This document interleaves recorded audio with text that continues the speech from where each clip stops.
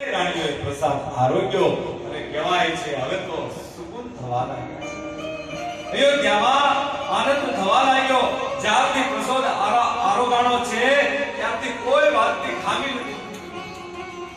અયોધ્યામાં ખૂબ આનંદ થવા લાગ્યો. સરયુ નદી ધનાટ કરવા લાગી. દેવ તત્વો અયોધ્યામાં પધાર્યા. ધીરે ધીરે સમય થયો. ત્રણેય રાણીઓને 9 માસ થવાયા છે, ગર્ભ રહ્યા છે.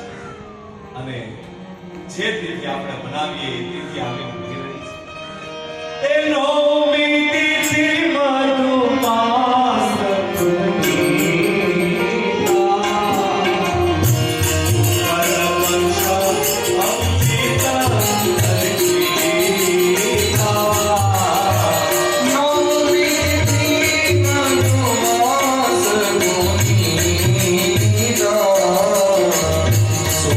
Thank you.